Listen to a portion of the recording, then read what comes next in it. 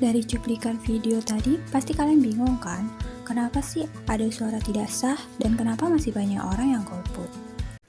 Oke, sebelumnya kenalin, nama aku Naila Nabila Fauziah dengan NPM 211050068 dari Prodi Pendidikan Matematika Universitas Islam Negeri Raden Intan Lampung. Di sini aku bakal share ke kalian ilmu yang aku tahu tentang pemilih itu.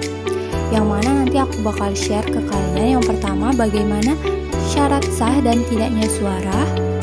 Terus yang kedua itu ada apakah pemilih suara tidak sah dengan golput itu sama.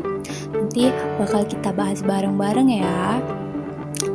Oke, langsung aja kita bahas yang pertama. Bagaimana syarat sah dan tidaknya suara itu.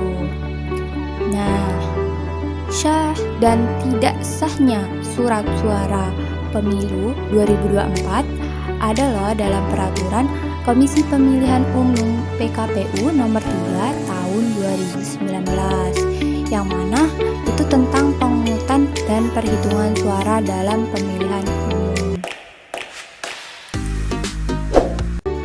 Nah, untuk aturan surat suara pemilu 2024 dinyatakan sah menurut Pasal 54 PKPU nomor 3 tahun 2019 itu ada 3 kategori. Yang pertama surat suara untuk pemilu presiden dan wakil presiden. Yang kedua ada surat suara untuk pemilu anggota DPR, DPRD provinsi dan DPRD kabupaten atau kota serta surat suara untuk pemilu anggota DPD. Langsung aja, yang pertama surat suara untuk pemilihan umum presiden dan wakil presiden itu ciri khaskan dengan warna abu-abu. Nah, suara untuk pemilu presiden dan wakil presiden dinyatakan sah apabila surat suara ditandatangani oleh KPPS dan tanda coblos pada nomor urut, foto, nama salah satu pasangan calon, tanda gambar partai politik dan atau gabungan partai politik dalam surat suara. Seperti contoh di gambar samping itu ada coblos pada foto paslon, coblos pada nomor urut paslon, coblos pada gambar partai politik itu dinyatakan benar. Selain itu ada lagi nih contohnya, yaitu coblos pada daerah foto paslon, coblos pada salah satu foto paslon, coblos pada salah satu nama paslon itu juga benar. Oke, lanjut untuk yang kedua, surat suara untuk pemilu anggota DPR, DPRD provinsi dan DPRD kabupaten atau kota. Di sini ada 3 warna, yang warna kuning untuk DPR, warna biru untuk DPRD provinsi dan warna hijau untuk DPRD kabupaten atau kota. Untuk surat suara pemilu anggota DPR, DPRD provinsi dan DPRD kabupaten dinyatakan sah apabila surat suara ditandatangani oleh ketua KPPS dan tanda coblos pada nomor atau tanda gambar partai politik atau nama calon anggota DPR, DPRD provinsi dan DPRD kabupaten atau kota yang berada pada kolom yang disediakan. Untuk contoh lain, kita dapat coblos pada kolom kosong partai, coblos di antara nama calon, coblos pada 2 calon dan 1 kolom partai itu juga benar. Tak hanya itu, kita juga dapat mencoblos pada nama calon, coblos pada nama calon dan kolom partai, coblos pada nomor urut calon itu juga dinyatakan benar. Selain itu ada juga coblos 2 kali pada nama satu calon, coblos pada nama calon dan kolom kosong, coblos pada salah satu nama calon yang memenuhi syarat MLS juga benar. Oke, untuk yang ketiga itu surat suara untuk pemilu anggota DPD itu diciri khaskan dengan warna merah. Nah, untuk surat suara pemilu anggota DPD dinyatakan sah apabila surat suara ditandatangani oleh ketua KPPS, terus tanda coblos pada satu calon perseorangan. Seperti contoh, kita dapat coblos pada foto calon, coblos pada nama calon, coblos pada foto dan nama calon, coblos di area kolom calon. Itu dinyatakan benar.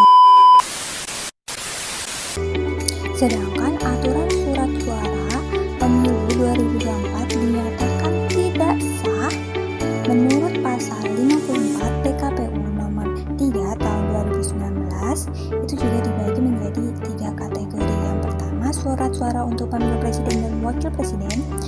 surat suara pemilu anggota DPR, DPRD Provinsi dan DPRD Kabupaten atau Kota, serta surat suara untuk pemilu anggota DPD.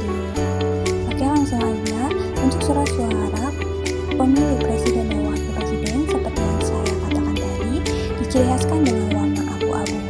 Surat suara untuk pemilu presiden dan wakil presiden ini dinyatakan tidak sah apabila tidak ada tanda coblosan pada surat suara, terdapat coblosan di lebih dari satu kolom pada calon, dan ada coblosan terdapat di bagian lain surat suara, seperti contoh yang saya berikan di samping: mencoblos hingga merusak kertas, coblos tapi dicoret-coret, coblos pada lebih dari satu kolom paslon, itu dinyatakan tidak sah ya.